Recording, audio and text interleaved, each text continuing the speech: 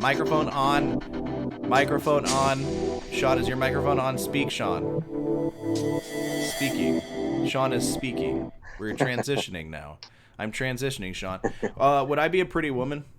Not like Julia Roberts, like Pretty Woman movie, but like, would I be a pretty? You don't think I'd be a pretty woman? You don't think I could pull it off? No. Nice.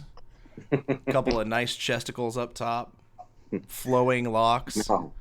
I don't even know that I could do like the female voice. Hey, what's going on, everybody? We're Wasted Talent with Josh Beard and Sean Bajani. Almost kind of to some sort of normalcy. To be honest, I forgot that yesterday was Tuesday because all my days run together. And Sean knew it was Tuesday, but purposely didn't message me because he was hoping that I would forget that it was Tuesday because he was, quote, tired. Like, taking care of kids all day and teaching is a hard job. No, I wanted to come home and watch Oak Island. Oh, yeah. That's what it is. I forgot. You wanted to watch Oak Island, which is fine.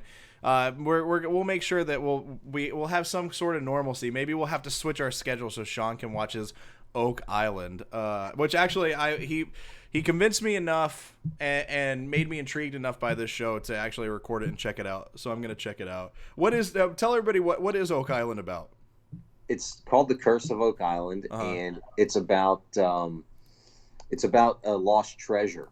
And it started like way back in like the early 1900s, like with a Reader's Digest article. Somebody wrote about the possible buried treasure of Captain Kidd, and it's gone from anywhere from thinking that it's Captain Kidd treasure to lost mine and Incan treasure to possibly where the Ark of the Covenant is buried. So it sounds cool, man. It's super cool. If you like world history, if you like treasure hunting shows, then I think you'll really like Oak Island. Just make sure you close your eyes if you open the Ark of the Covenant. If on the show they find it and they open like Indiana Jones. Close your eyes, yeah, or else you're gonna melt. Your face is gonna melt off.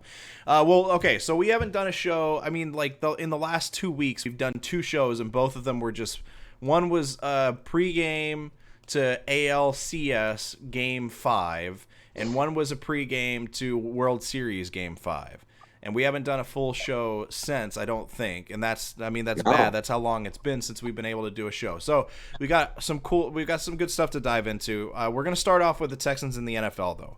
Definitely want to get into the Rockets. We might get to Garrett Cole tonight, but I'm thinking we're going to save that for tomorrow night because I want a full episode to really talk about our thoughts with the World Series. But to me, that's not the more pertinent conversation because baseball season's over and everybody's still a little bit salty. It's been a week and they were 8 outs away from winning, and I'm still a little salty. Actually, at work today, I had a conversation with some of the guys who work in the athletics department at Virginia Tech.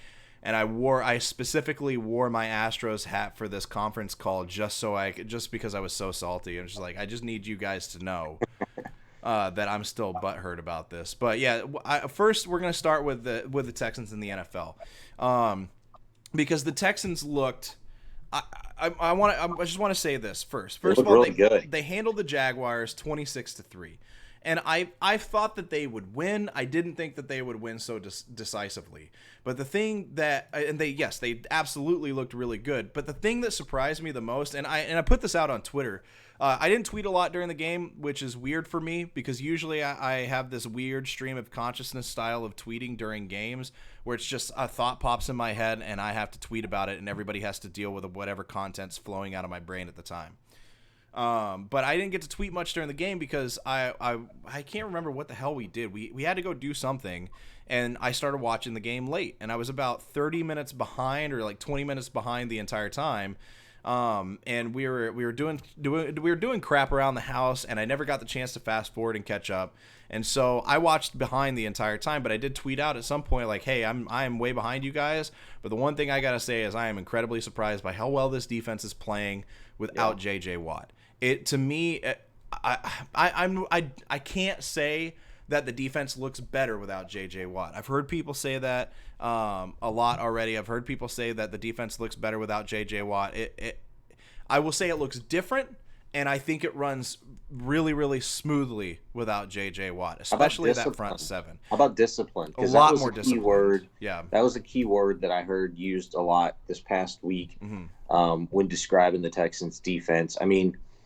And I couldn't tell if it was like, a subtle jab at JJ who I guess over the last 7 years has been criticized for freelancing a little bit. And look, a lot of the time it works out, but a lot of the time, um, the defense gets exposed and there's, over pursuing the quarterback, and, creating a pocket in which, a quarterback, a really good one, is able to step up and make those throws downfield. And I think, however you decided to take it, I thought discipline was a really good word to use when describing the Texans' front seven. Yeah, that's absolutely the best word, and I think that's where there have been subtle jabs and some not so subtle jabs taken at JJ, and we didn't get a chance to really talk about this.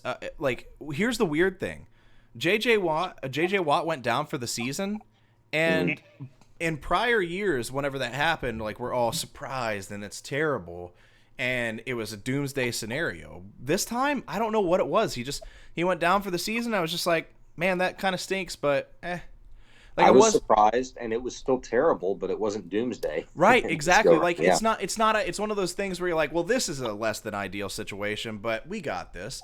And every other year, it's like, oh shit, what is the defense going to do without JJ Watt? But this year, they've got a lot of other guys doing really good things. Whitney Merciless has looked absolutely incredible this year.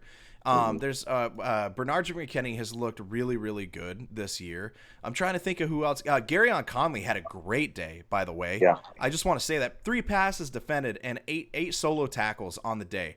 He got a game ball. Yeah, he did. He looked, and that's, man, I was so excited to see what he would look like in this defensive scheme where it's more his style of play. And he looked really good, man. Zach Cunningham has looked incredible this year. So in years prior, it's like, well, shit, we only have Jadeveon Clowney to make up for the loss of J.J. Watt, and even one of those years we didn't have that. This year, it's, hey, next guy up, and I will give credit to Bill O'Brien for this. Never in the history of the Houston Texans has the ideology of next man up, next player up been more successful than with the Bill O'Brien era, especially the last couple of years. Isn't that weird, though? Yeah. At this point, like, next man up, you have – every team has depth, but it's like, do you have quality depth, or do you have, like, a bunch of dudes that you just kind of plug in there and you make do? And even though the Texans this year in the secondary especially have been, beat up, and now the loss of JJ, that definitely hurts. And we all know what's going on in the offensive line right now. In some way, somehow, after Laramie Tunsil, the guy that you absolutely needed to kind of make this wheel go round, he's out this past weekend. Yep. And the offensive line still only gave up one sack. And that sack was probably on Watson more than it was the offensive line, if memory serves me right. It absolutely was. But it's kind of cool and crazy and weird, and it just goes to show you that, man, as soon as you think you have, like, the configuration of the NFL figured out, and this team's going to win the division, and that team's going to do this, and this team's going to do that, it just never works out that way. It's weird how good you feel about the quality of depth. There might not be a lot of it, but the quality for the Texans, especially in the secondary, quite possibly could be, if for only 1 week, have been the thing that made the Texans look and play so well defensively against the Jags.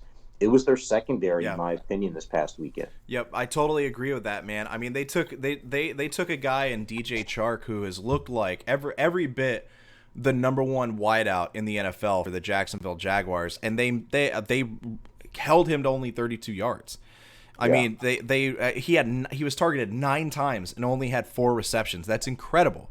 It was such a great job by the secondary, and I think a lot of that has to do with the discipline up front in the front 7, where it was everybody playing as one unit. And that's what a rack defense is all about. We've hardly ever really gotten to see a true rack defense because he hasn't really had the secondary personnel that he needed before, or J.J. Watt's been there kind of messing up the flow of how his defense is supposed to work. And You know, this is one. I know it's just one game, and it was against Jacksonville, and Gardner Minshew was the quarterback. But this looked like what we really expect from a Romeo Crennel defense. I got to give shout out to this too. Bill O'Brien called a really good offensive game. I mean, Duke Johnson looked good in the passing game. This was actually the second most receiving yards for running back in the Bill O'Brien era, with Duke Johnson getting 68 yards. The only other running back to get more than him, I know it was Alfred Blue, but I think he had like 87 yards a few years ago. So this is the second most receiving yards in a game that a Bill O'Brien running back has had. But this is the guy I got to give a shout out to, because he continues to look absolutely incredible, and there's a reason why the Texans didn't feel pressured to make a trade for Le'Veon Bell. Hey. Carlos Hyde has been absolutely incredible, and my wife is pissed off because he's not getting the fantasy points that she wants him to get. But 19 carries, 160 yards, averaged 8.4 yards a carry in this game. Like the guy has been absolutely phenomenal. It's a really well balanced attack. It is. And you have to if you're going to give Bill O'Brien, credit for calling a really good game this past week, and you have to give Deshaun Watson a lot of credit too. Yes. For looking like an absolute magician again for the second game in a row, because I forget who it was. It was Hyde or it was Duke Johnson that, was the recipient of that little flip back pass when Watson was in trouble. Mm-hmm. That went for a good chunk of yardage too. To tally, I guess that would technically be a run because it was a behind the back pass, or a lateral, whatever. Right. I'm not sure how that went down at the box score, but it was a big chunk of yardage and it was a big play. And that, that ended up moving the chains. And I think that ended up turning into a scoring drive for the Texans. But you got to give Watson credit. He made a lot of those plays happen, just because he was really able to get the ball out quickly. There was a lot of motion. And, we've seen Bill O'Brien do weird, quirky stuff like college kind of things before with this Texans offense, but it was like out of desperation. It was when what was hitting the fan, and it wasn't really at a point in time, whether it be in a game or in a stretch of the season or, coming off of, another win when the team is really rolling, like where he's building on an offense. Mm-hmm. He's starting to build on this offense, and it's not out of desperation. And you're doing this without Will Fuller. Yep. You're doing this without Kiki QT. I think there are two MVPs, in terms of why this offense is really flourishing at this point. And it's not Deshaun Watson. It's not Bill O'Brien. It's not Tim Kelly. It's Kenny Stills, and it's Andre Johnson. And I think, if you think about that, Kenny Stills, when he got here, he was a speed guy. Mm-hmm. Andre Johnson, in this role with the wide receivers, I think has really taken Kenny Stills' game to a level that maybe even Kenny Stills didn't know it could go to. He's not just the speed guy, but he's become a really good route runner. He's become a reliable playmaker. He's a guy that you can go to in big spots and trust and make some incredible plays. Hell, that acrobatic catch that he made on the left sideline, the right sideline. I don't even remember at what point in the game it was, but it was on a Texans scoring drive. He was hurt before that. Yeah, he was. The camera zoomed into his face, and you could see him grimacing in pain, and he still went up there and caught that thing and made a play in a big-time moment.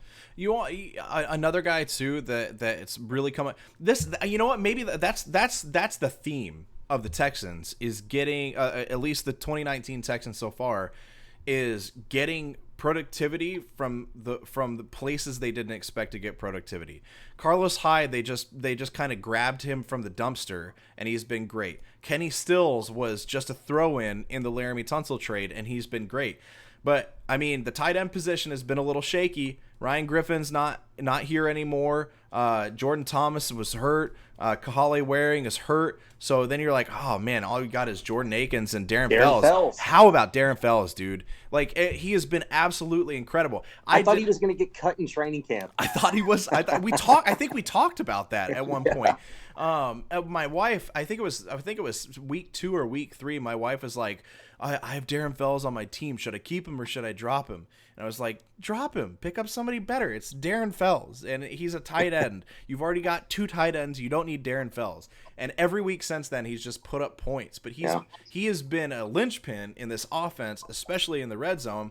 And to be honest, look, Andre Johnson's working with the wide receivers, but he is definitively working with the tight ends a little bit as well. And I think some of that's rubbing off on those tight ends because they've been catching the ball a lot better. Jordan Akins has looked a lot better in the spots that he's got this year. So that's the theme of the 2019 Texans. And this is what you need to be a contending team.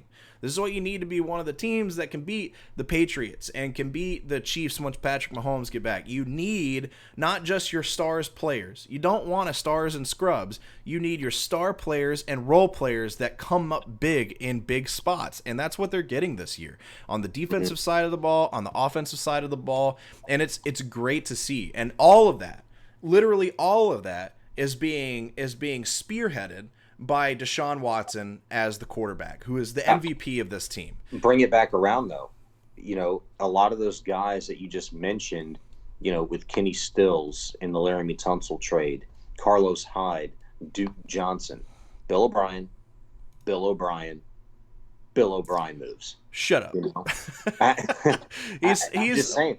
Here's the weird, crazy part, and at some point, it might. Well, it won't come back and bite them because it's gotten them to 6-3. So right. I don't mean that, but I just mean that this philosophy, this idea of a head coach, in particular Bill O'Brien, like where he was before the season started, like in terms of being on the hot seat to like where he is now, like these kinds of aggressive moves might come back to bite Bill O'Brien and the Texans at some point. It won't be this year. Can't make any more moves. Who you got is who you got. That's who you're going to roll with. But you have to give that guy a lot of credit because at one point in time it looked like, okay, this is like absolute disaster. This guy thinks he's Bill Belichick, and he's really not. This is what happens when you give a head coach, no matter who it is, complete control of the organization in terms of, being able to sign free agents and make trades willy-nilly. Yep. When you need a guy or when you need guys, you go out and make that happen. Forget about the draft. It's like, holy smokes, this thing's going to blow up. And he's made some really good decisions. He's gotten guys that have been high draft picks before that teams have just either given up on or they absolutely didn't know how to use. And he has kind of taken guys that, weren't able to realize their true potential elsewhere. And Laramie Tunsil's not included in that. Garyon Conley kind of should be a little bit. He should be. But what I'm trying to say is, a lot of the guys that were at one point in time Houston Texans, whether it be under Gary Kubiak or Bill O'Brien, doesn't matter. Those guys went on to have some really good careers. Yeah.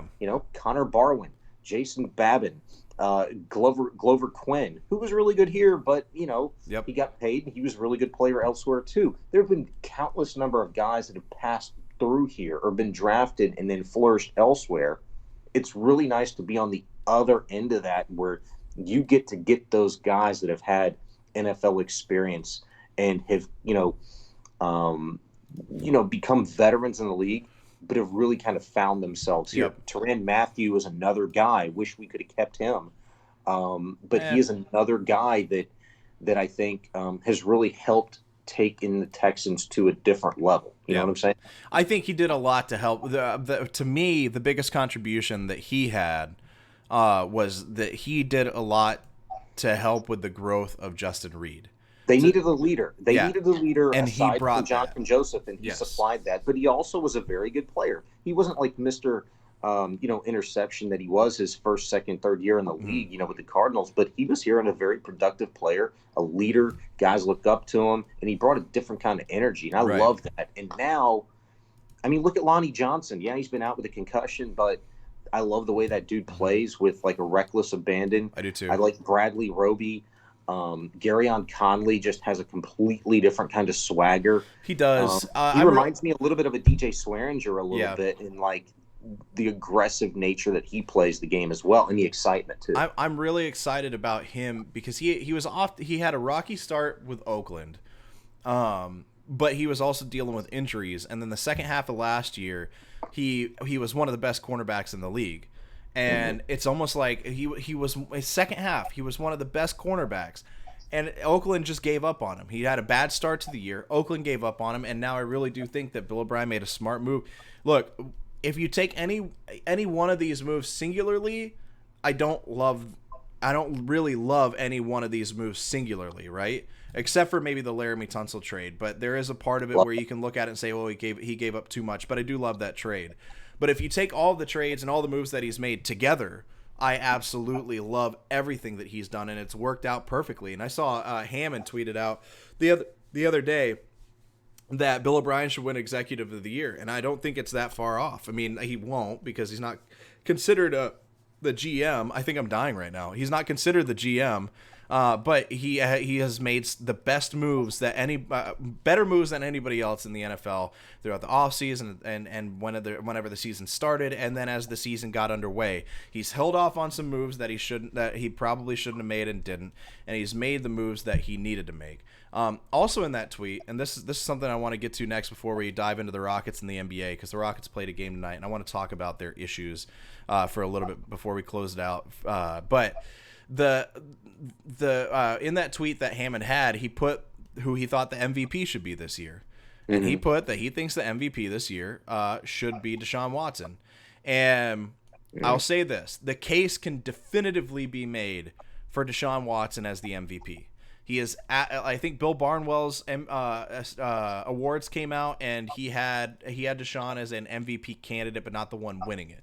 Right? So the case can be made for Deshaun, but to me, it's Russell Wilson, and it's not even close. Russell Wilson has been absolutely incredible this year, and I know we talked about this before the season started, that Russell Wilson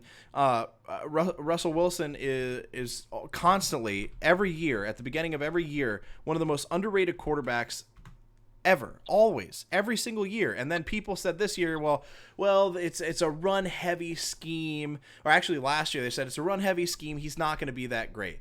Well, then he shined last year. He was absolutely incredible. And then they were like, well, he can't do that a second year in a row. And now he's doing it a second year in a row. I mean, he and Tyler Lockett single-handedly saved one of my fantasy teams this last week because they went off in the second half. And so while I do think that Deshaun Watson is a candidate, and I think the argument can be made for him to be in the discussion, Russell Wilson to me is hands down the MVP. And if you want to put Deshaun in the Offensive Player of the Year category, it'd be hard for me to give it to him over a Christian McCaffrey, but I think the argument can be made there. But the fact that in bringing all this up, the fact that that's the second healthy year of Deshaun Watson, where we were like, what are we going to get from the Texans going into the season? Bill O'Brien needs to make it work. And the fact that we're getting this franchise quarterback in the conversation for MVP is so freaking exciting. It's not even funny, man. I mean, I think he's in the conversation. You have to take into account like what he's done in terms of like emotionally, launching this team where it's at. He's certainly a playmaker. There's no doubt about that. But if you look at the numbers and you factor that in, you have to factor the numbers in. The completion percentage is nice. The touchdown to interception ratio, it's pretty solid, right? It is not anywhere close to what Russell Wilson's doing this year with the 22 touchdowns to 1 interception. It's nuts. I mean, Russell Wilson is having a year kind of like Phillip Rivers started with a few years ago, where he was just absolutely stupid. Tom Brady's had these kinds of starts to seasons. Peyton Manning's had these kinds of starts to seasons a number of times. Drew Brees as well. Russell Wilson is on pace to do something very, very special, to put him in a category in which if you ever second-guess this guy again, if you ever discount his talent again, then you're an absolute fool. Yeah. Like you have no right to have any kind of opinion on who you think an MVP is or what one looks like if you don't think he is the guy this year. I'm with you there 110%. But Deshaun Watson, if you look at the numbers, he's right there and routinely, top 10 in many of the categories across the board. The sack numbers, they're going to bother some people. The amount of yards lost on those sacks are going to bother some people. The yards per attempt is probably going to, bother some people when you look at what Russell Wilson's doing, and even Phillip Rivers, what he's done to this point out of necessity because, look, he didn't have his star running back for the first couple of games of the season, right? And so all those numbers at this point in time are a little hard to dissect, but Russell Wilson makes it absolutely easy because of the kind of football the Seahawks are playing. The game that they just won this past weekend, it might not have been pretty early on, but they won that game because of one dude, and that guy's got the will to freaking win. That just means he has the it factor. What does the will mean? That just means he has the it factor, and that's it. He made DK Metcalf look like a star. That's how well he played. So yeah, if I'm given I don't want to do full midseason awards, especially since we're past midseason now. Give it to Russ, man. But yeah, I'm giving it to Russell Wilson. Like if we're giving it a midway award, MVP, I'm giving it to Russell Wilson. And Deshaun's a strong candidate to win it within the next couple of years. I really do think that. I think Deshaun is good enough to win it in the next 2 or 3 years.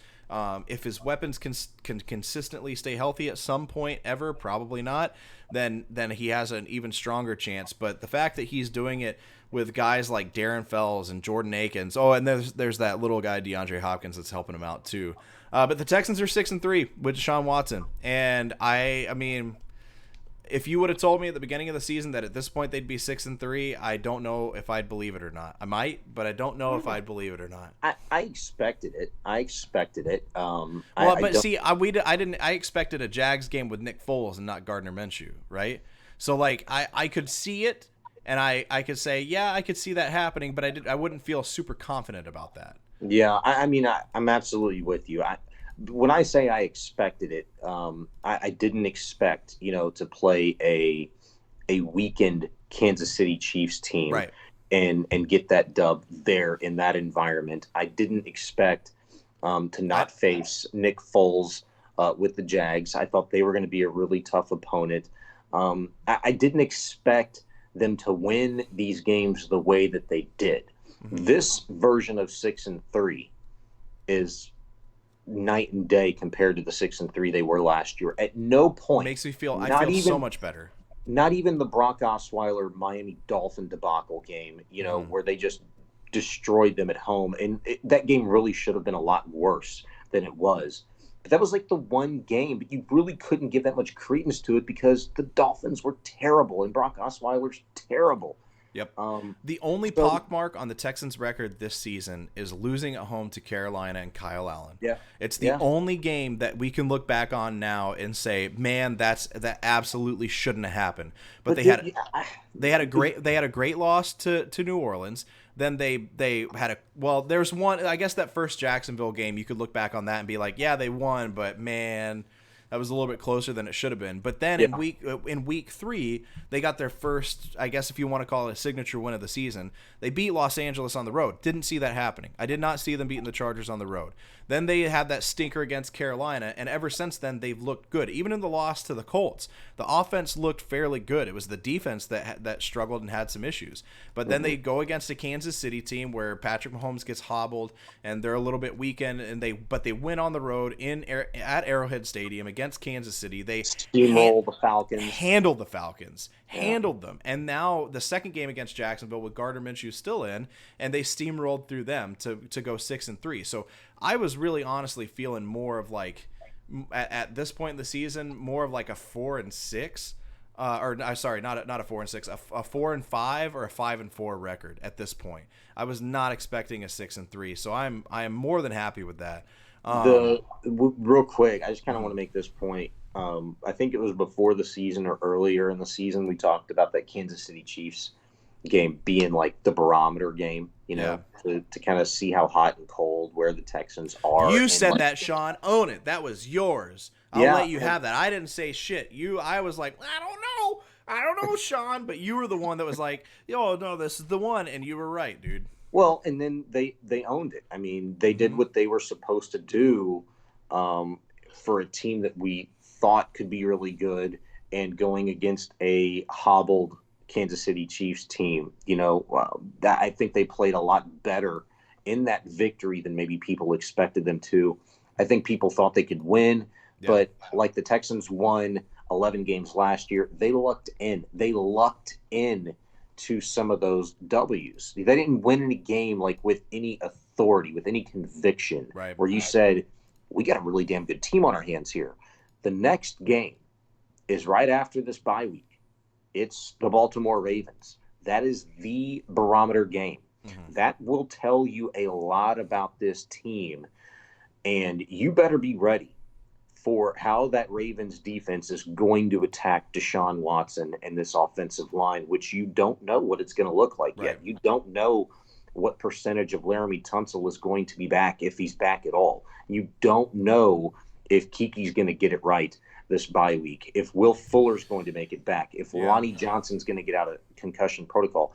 Those are all guys that, yes, you've gotten wins without this year. But when you're on a bye week, you've got that extra few days to prepare for your next opponent, but you also have your opponent that is going off on your first 9 games of the season. And they know what you like to do. They've got that advanced scouting report ready to roll. And you better be able to come with that quality depth that will change a pace that you won without last weekend. And I think that's going to be absolutely huge. The pass rush is going to be different. The coverage from their secondary is going to be different. You're going to have to figure out a way. Yeah, you got DeAndre Hopkins, but he hadn't really been getting the ball with the regularity that we're used to seeing him, and that's going to have to change against the Baltimore Ravens defense. That was something I wanted to bring up earlier, real quick, since you brought that up, is the way Bill O'Brien used Hopkins on 2 plays specifically, I thought was incredibly innovative. And one, the handoff to him where he ran for 6 yards in the first down, and then number 2, using him in the slot on that crossing route for the touchdown. Both of those were absolutely incredible ways to find. Great grab by him, too. Yes, it's great. But to find new ways to use DeAndre Hopkins, and they're going to have to do that. Without Will Fuller there and without Kiki QT there, it's, D-Hop can't always be the guy who catches every single ball thrown his way and somehow finds ways to beat everybody. He can't always be that. So Bill O'Brien's going to have to help that along a little bit. And I thought he did a really, really good job this last week at doing that. You know who else is going to help him in maybe some subtle ways that we'll be able to see and that we would be able to expect, but probably in many more ways that we'll never know, is Andre Johnson. Because DeAndre Hopkins is who Andre Johnson wished he could have been at his peak as an NFL player. Totally At his agree. peak as an NFL player, the Texans were not ready to win. The Texans, put on a really good show. They were Bob McNair was, Drayton McLean Jr. And what I mean by that is he had some talent, and he ran some guys out there, and he paid some guys, and they put out a solid product. Never a team that was really ready to overpower anybody, with a balanced run attack and through the air and a nasty defense.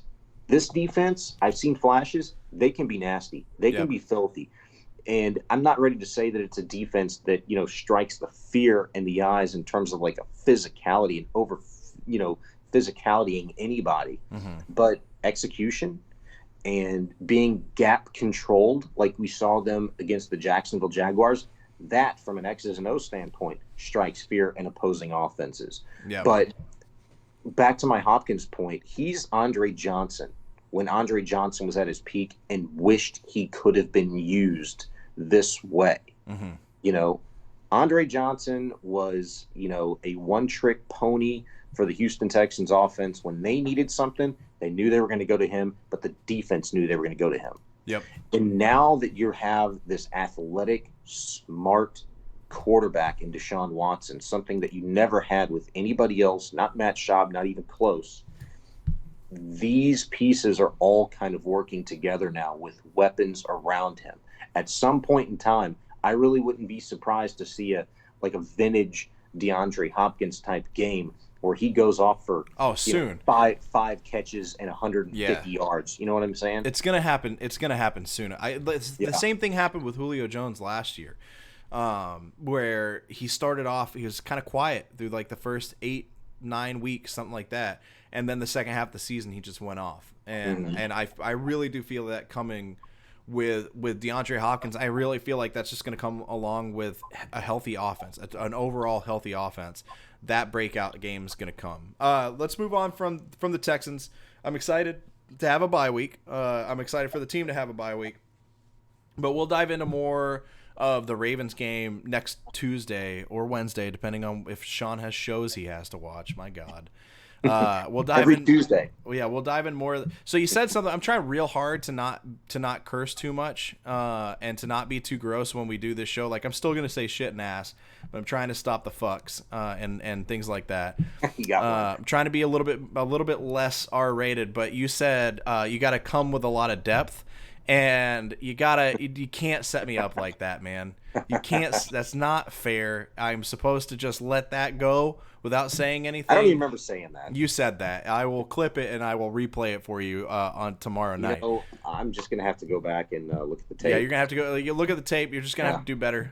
You're just gonna have to do better. That's on you. So let's real fast before we end this, because I'm tired and I want to go to bed, but I want to talk about this before I do that. And honestly, when I say let's talk about this before we end this, we'll probably go for like another half hour on this topic. But I want to talk about the Rockets and the NBA season. I'm super excited for the NBA season to start. I finished watching the Rockets earlier. I just finished watching the Mavericks game as I was pretending to listen to Sean. And I'm I'm just kidding. I was listening to you. Shut up. I actually couldn't. My phone died and I couldn't watch the game anymore. But I'm really excited about the NBA season. The NBA season has been absolutely incredible so far. Our Lord and Savior Luka Doncic is one of the best players in the entire NBA. He's right now. I just want to throw this out there right now. Right now, Luka Doncic is 7th in points. He's 12th in rebounds, and he's 2nd in assists per game, only behind LeBron James. Another stat that I want to throw out there, I actually retweeted this earlier, but Luka Doncic is officially the youngest player with a 15-assist triple-double, the youngest player with 10-plus triple-doubles passing Magic and LeBron, and the second player in NBA history with 3 20-point triple-doubles in the first 6 games of a season, joining Oscar Robertson.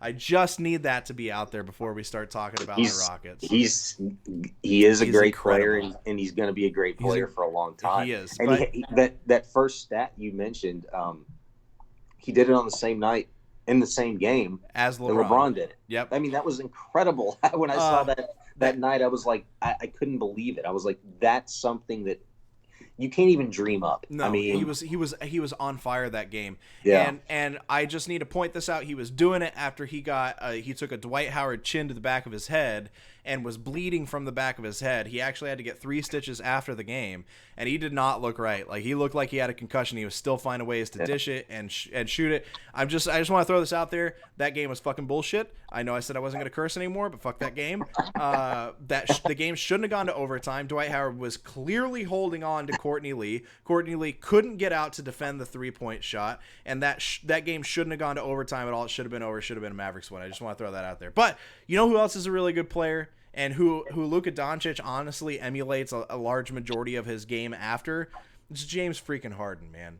And so I want to talk about the Rockets because people are worried already. Look, we're only a few games into the season. How many games have they played? They've played 8 games as of today.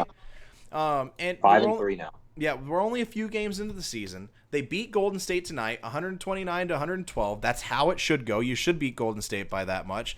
They played in one of the most ridiculously high-scoring games I've ever seen in the NBA. What was it, last Wednesday? It was on Game 7 of the World Series. It was. Nobody paid attention. I was like looking at the box score like, oh my God, 150 what to 150, huh? But they beat the Wizards 159 to 158, and Harden scored 59 freaking points. But Harden's been the leading scorer in every single game except for Game 1 against Milwaukee, where he put up a huge stinker. And his games so far, 29, 40, 59, 36, 29, 44, and 36. James Harden is a very, very good player. It's the same old James. And so I know people are concerned, and with good reason. The defense and the rebounding looks like hot garbage. I think the defense it's starting to look a little bit better, but against the Heat, the loss against the Heat the other night, they looked absolutely atrocious defensively. But the good thing is that I 100% believe that a lot of this is just about all of these players finding rhythm and clicking together. I mean, first of all, it's going to start with Brody and the Beard finding a way to play together a little bit more efficiently, because they haven't that well. They have at times and they haven't at times. It's just off and on. Like tonight, Russell Westbrook only had 5 points and 6 assists. He didn't look great. So it's all about clicking. There's new players. They've got a lot of role players that we've seen around the league, and they've got some guys that have been here for a while, but it's all about clicking. It's the beginning of the season, and Harden has been Harden, and that's all that matters. Like, at the end of the day, as long as James Harden continues to be the James Harden that we've seen, he continues to be MVP caliber James Harden, that means the Rockets are considered a top contender in the NBA.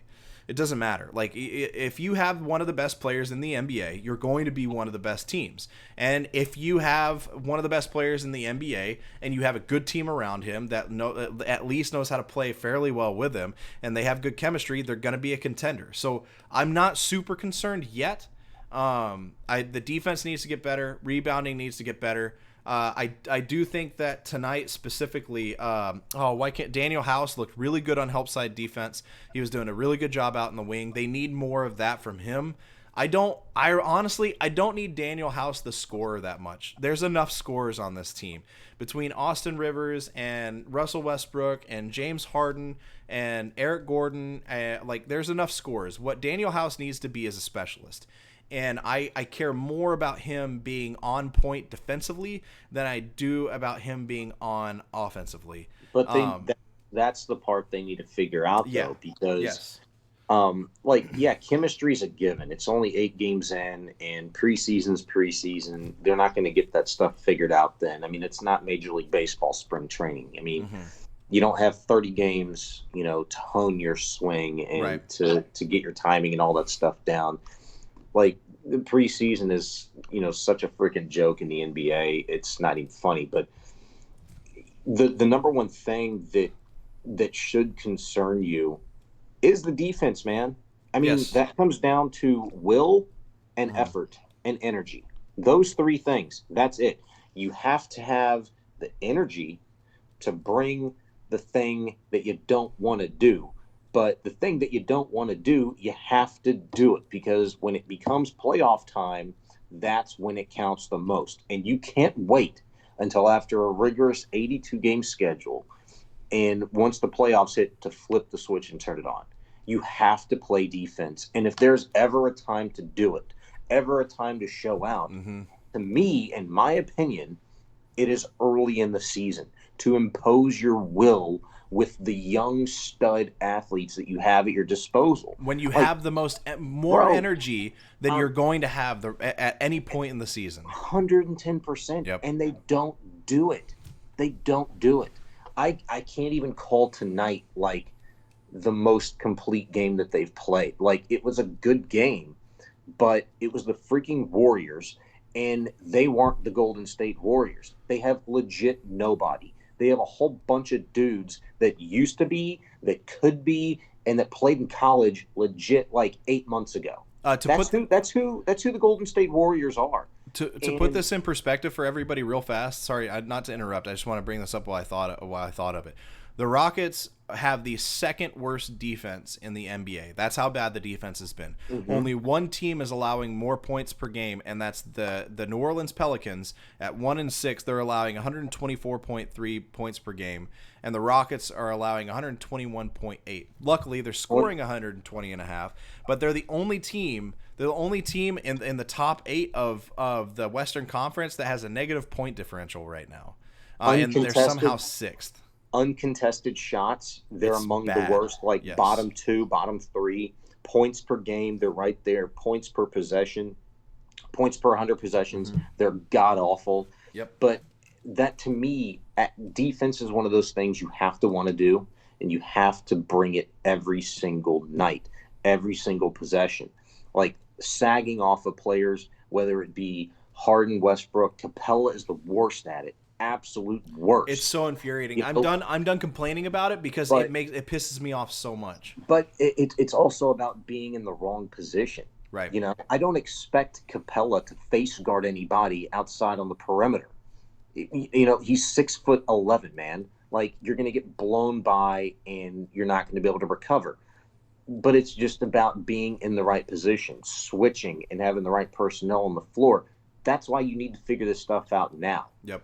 Because even the guys that are on this team right now, maybe 1, 2, 3 of them won't be on the stretch run. Be with the team on the stretch run. There's going to be some changes. There always are. It's a Daryl Morey run team. It's going to happen.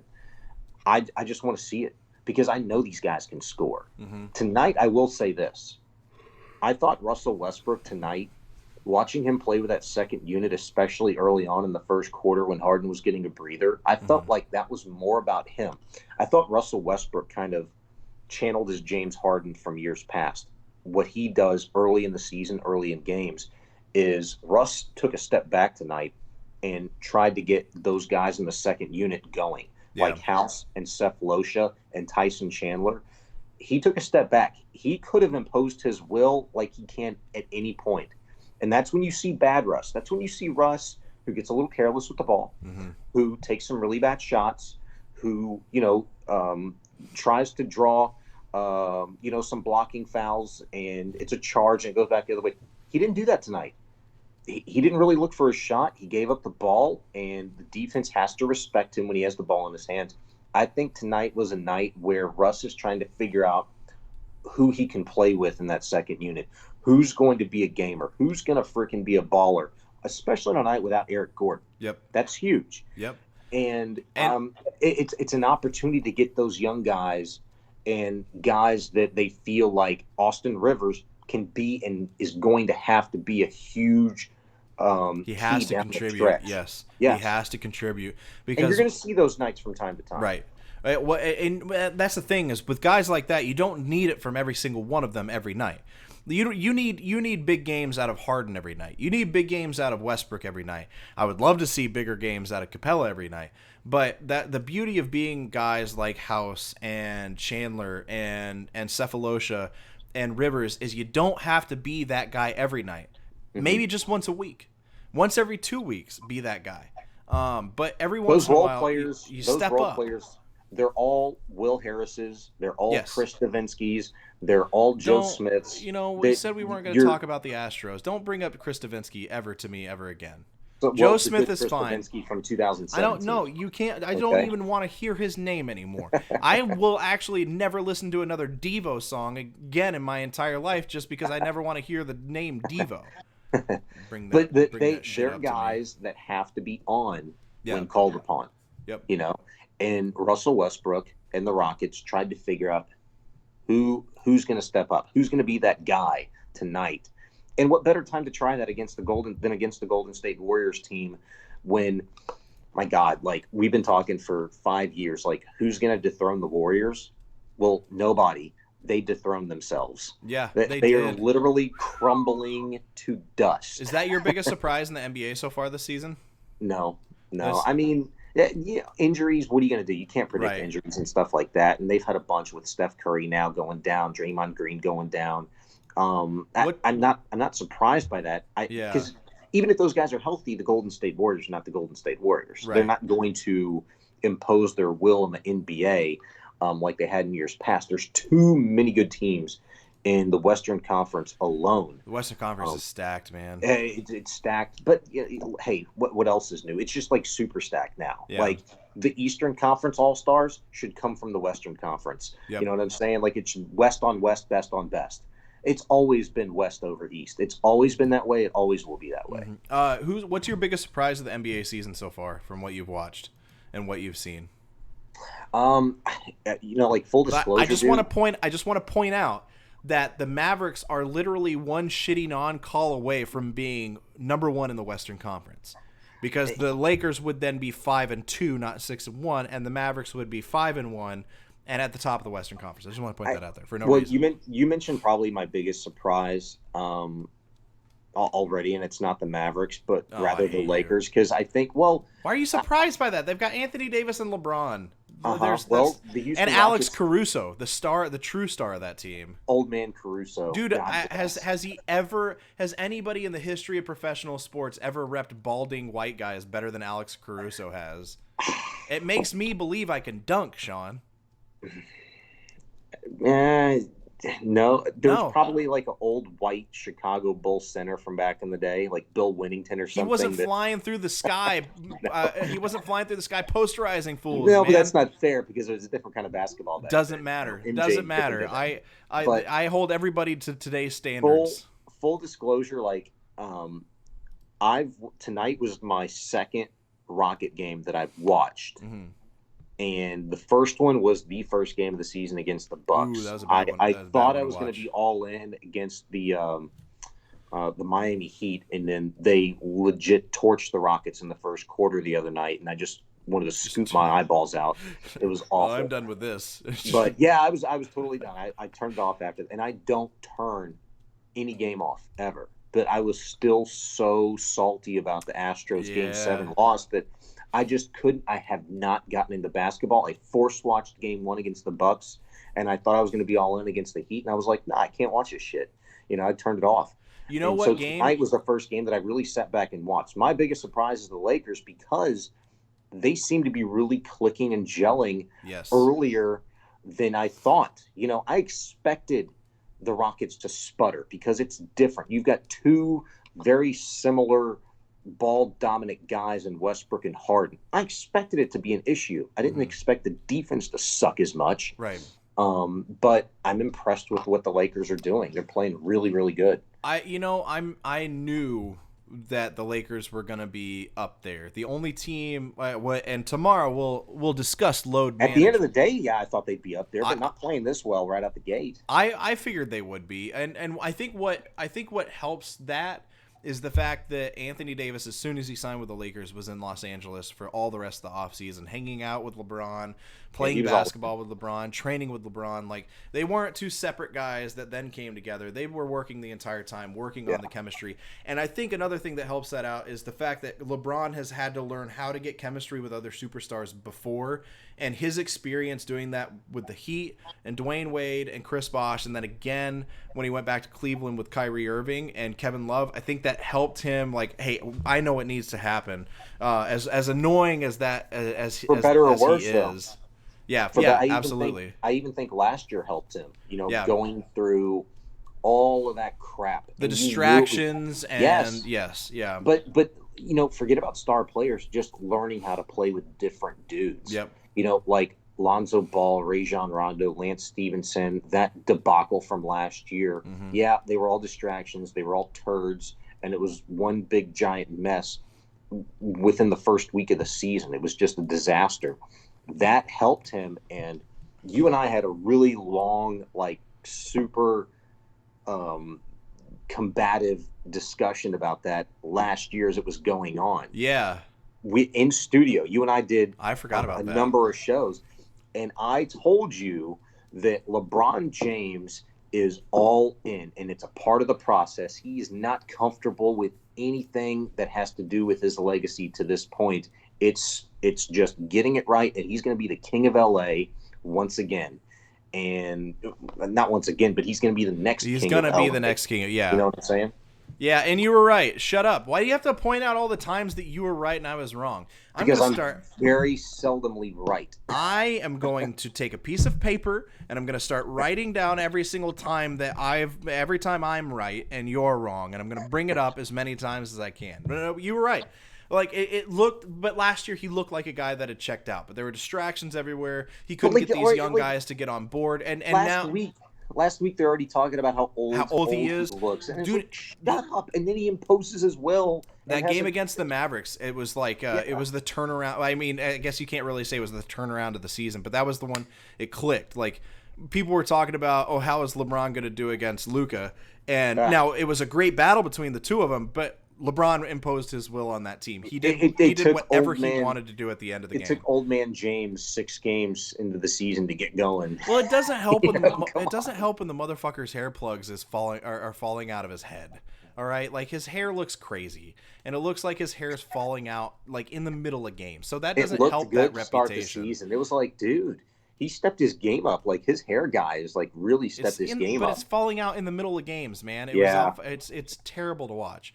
But I'm not surprised by them doing that. It's LeBron James, and I'm not surprised. You know, honestly, like LeBron James had given up last year because of who he was playing with, but he knew that he could get an Anthony Davis, and if he hadn't gotten an Anthony Davis or one of these other guys to come play with him, I think he'd still be checked out because he knows he can't compete with the crap that they had before. But getting Anthony Davis to LA rejuvenated him, and he's like, all right, let's go. We have a chance now. I've got another guy that's a superstar player, that's an MVP caliber player. Let's do this. And so he knows he can win a championship. I just think it was a part of the plan. I think it was a part.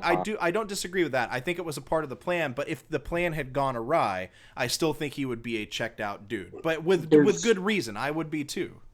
Yeah, I mean, either way I fall on this. Like I sound like naive or ignorant because we have no idea, like potentially how corrupt and how much collusion and how much like tanking by individuals really goes on in the NBA. Oh, that's or in any sport, fair. Right? So when I say it's like a part of the plan, and you're right, yeah. What if the plan goes awry? What if Davis just something happens within his life, and he's just like, you know what? Like, yeah, LA sounded really freaking sweet the last year and a half, but man, you know what? I want to go play in Chicago. Yeah. Man, you know what? I want to go play in New York.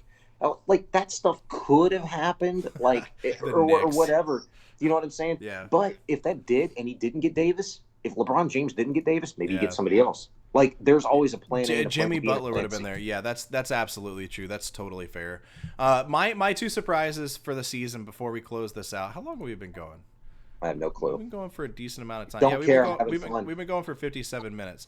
Look, I too have been having fun, but I'm also a tired fat man, and you got to let tired fat. Actually, I brag texted you last night because I got 300 on bench for the first time in like 6 years, and it made me feel really, really good. I'm starting to get beefcakey again, and the muscles are coming back. I'll bet you were sore as hell today. No, I was fine. A little soreness in my chest, a little soreness in my shoulders, like just a little bit tired, but not that sore. Well, you've been working out. You've been working out pretty regularly.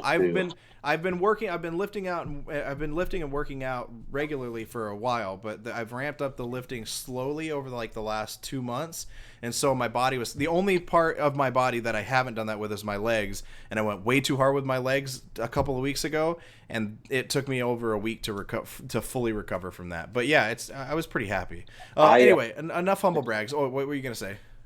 No, I was good. Well, I'll just say I worked out for the first time in a year, like lifted weights for the first time in a year yesterday, and I'm so sore. And I just did 3 sets of 15 of 135 pounds. That's it. Did the same thing with squats. But if you're not used to it, dude, like that. It wrecks you. It wrecks you so bad. It's like a strong sore, not like a miserable sore. Right. Like I don't do this again. No, it's like that good sore where you worked hard and good things are happening. Okay, real fast before I end this, my two surprises. You will not be surprised by my first surprise. I am very surprised at how well the Mavericks are working as a team. I'm not surprised by Luka. We all knew how good he was last year, and he's doing it again this year. I'm a little bit surprised that their defense isn't worse.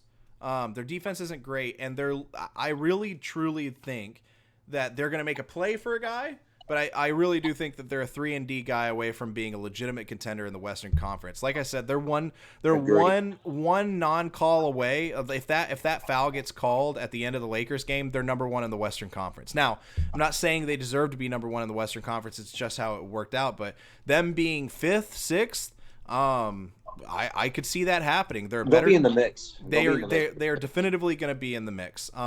There are a lot of really, really good teams in the Western Conference. That's what's scary. But I do think as a whole, they're better than Minnesota. DeLon Wright's been an absolutely incredible for them. That was a great trade to get DeLon Wright, because he's been averaging like 9 points, but even more importantly, he's averaging almost 2 assists a game, or 2 steals a game. His defense has been incredible. But the Trailblazers are going to be better. They're not going to be 10th in the Western Conference for long. The Timberwolves have a really good team, although I don't think that they're better than the Mavericks. So they're going to be in the mix. It's going to be interesting to see how it plays out and which one of those teams, like from the 5 to 10 area. So it's the Mavericks, Rockets, actually this other team that I'll get to, but right now 5 to 10 is Mavericks, Rockets, Jazz, Spurs, Timberwolves, Trailblazers. It's going to be interesting to see which two of those teams are on the outside looking in at the end of the year and see how the season progresses. It's going to be health, because they're all good. Yes. And I don't even want to say like who's got the best quality depth right now, because most of those teams still have the flexibility and probably the need to make some changes along the way. The Rockets are probably going to be one of those teams as well. Because it's Daryl Morey, I just never count out him making moves. But the Mavericks have great depth. I think that's one of the things that's really, really helped them a lot so far this season. And they don't have a lot of great players. They just have a lot of really productive players and with a lot of depth, especially at the guard spots. Yeah. This other team, though, they're 3rd in the Western Conference, and they might be my biggest surprise. It's the Phoenix Suns. I'm really surprised at how well they're playing this year. And it's not, to me, maybe it is a fluke, but to me it doesn't feel fluky yet. I've watched a couple of their games. And Devin Booker looks absolutely incredible. DeAndre Ayton looks incredible. Right now, they have the 2nd best point differential in the entire NBA. They have the 3rd best point differential in the entire NBA. 2nd best in the Western Conference, because the Bucks have the best. But right now, their point differential is an 8.6. They're averaging 115 points a game and only allowing 106. Ricky Rubio's been really good for them so far. I'm pretty sure he's leading the team in rebounds and assists. So the Suns, I'm really, really surprised by, and they've thrown the Western Conference for a loop almost. Like, the Golden State Warriors are probably not going to make the playoffs, and if they do, they're going to sneak in by their noses. But I don't think they're healthy enough. They lost Kevin Durant. What is Steph Curry going to look like when he comes back in 3 months? Klay Thompson's not playing this year, so they're not making the playoffs. And the Suns, we thought the top 8 was going to be the Warriors would be in the mix, the Trailblazers would be in the mix, but now you find the Suns and the Mavericks at 3rd and 5th in the Western Conference respectively, with the Timberwolves and the Trailblazers on the outside right now.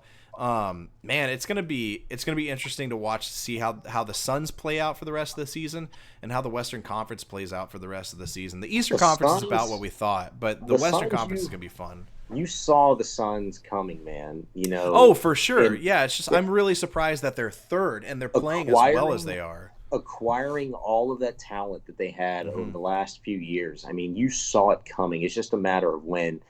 I hate making like baseball analogies. It's tough, but like I wouldn't be surprised if this team is kind of like the 2015 Astros, where maybe they flash a little sooner than expected. You know what I'm saying? And they're in the mix as well. But for them, it comes down to health. How deep are they really? They've got 3 very good players, and Devin Booker is a tremendous, tremendous scorer. Like, that guy, I thought he was going to be pretty solid. Yeah. I thought he was going to be pretty solid when he came to the NBA. Like, little flash in the pan, stick around a little bit for sure. This guy's freaking unbelievable. Yeah. He's unbelievable. He's super fun to watch, man. Like, I can't remember the last time I remembered, like, it was always kind of fun. It was annoying, but it was kind of fun to look forward to playing the Suns back in the day, and I'm kind of starting to get that feeling again. I want to see those guys, for nostalgic purposes, probably, you know what I mean? Because as you think of the Suns, you think of the Jazz, There's no more Supersonics, but those were like the three teams that always seemed to kind of be the speed bump in the road for the Rockets, and I'm glad the Suns are back and relevant again. The one guy I think that has made the hugest difference, or the largest difference for them, and just works perfectly alongside DeAndre Ayton and in that offense, it's Aaron Baines. Aaron Baines has been great for them this year. Right now, he usually plays the 4, but he can play center too. I don't know. It's kind of weird what he and Ayton do. They both play the 4 and the 5 at different spots, and they can move them around because they can both do it. But right now, Aaron Baines is shooting. He's shooting almost 50% from 3 as a big man. He's averaging 15 points. He's averaging 15 points, 6 rebounds, 4 assists, and he's shooting almost 50% from 3 as a freaking. I don't even know how tall he is. I think he's 6'10", 6'11", something like that. And he's playing, and he plays the center spot. He's been absolutely huge for them. And then bringing in Ricky Rubio, a savvy veteran point guard who ended up not being as good of a scorer as people thought he would be in the NBA, but he's been every bit the facilitator that people thought he would be. He's averaging 8.5 assists, which is what we expect from Ricky Rubio. But he's averaging 6.5 rebounds right now. Which is absolutely incredible production off the boards. Dario Saric has been a really good role player for them. So they have a little bit of depth. They're really, really young, and I totally agree that they feel like the 2015 Astros, where they've just got a lot of talent, and now they just have to put it together. They honestly feel like pre-Denver Nuggets before last year. Like they feel like the 2017 Denver Nuggets, before the Nuggets had gotten a lot of talent and they were playing better, but you didn't quite see it. And then last year, people were surprised when the Nuggets came out of nowhere, and all of a sudden they're competitive with Jokic and Jamal Murray. So that's exactly because Ayton is your Nikola Jokic, and Jamal and Booker is your Jamal Murray. That's exactly what it feels like to me. But all right, any more NBA stuff you want to get to? Well, Booker was Booker before Jamal Murray. Well, yes, absolutely, he absolutely was. I'm just shut up. You know what I mean? No, I know, but Booker's just like. It's another year, and it's just another year of greatness for Devin Booker. That guy's incredible. Score another 60 or 70 point game? Dude, did he have a 79-point game last year? I don't know if it was 79. 69. It was something stupid last year. I can't remember. I thought he scored 70. He might Devin Booker highest scoring. Yeah, I think it was in a loss. I think it was in a loss, and they still lost by double digits, right? They definitely lost 70. He scored 70 points. Well, do you see the score of that game? No, I can't see. It was against the Celtics, it looks like, but I don't know what the score of that game was. But yeah, I think that was a game he scored 70, and they still lost by like double digits. I could be wrong, but they did. Yeah. He scored 70 points against the Boston Celtics, and they lost 130 to 120. My God, man! Yeah. How do you lose by 10 points when you have a player scoring 70 points? But it doesn't matter because they're better this year. That's all that matters now. Rockets won by 1, and they had Harden score 59 the other night. Yeah, that's fair. All right, so we're gonna go ahead and end it. We'll be back tomorrow night, around 9:15, 9:30, around the same time that we started tonight. Tomorrow night, we're going to talk about the Astros, and we're going to grieve a little bit. We'll have a week and a half old post-game show. We will, yeah, week and a half old post-game show. But we really mostly want to talk about the future of Garrett Cole in an Astros uniform. We'll talk about the qualifying offer. We'll talk about what it's going to take to keep him in an Astros uniform, and we'll dig into a little bit more NBA stuff, and we'll talk about load management. I talk about load management all the time on Saturday nights with my wife. Well, we'll talk about it from an NBA standpoint. Hey, all right. Thanks so much for watching tonight, guys, and we'll see you again tomorrow night. Peace out.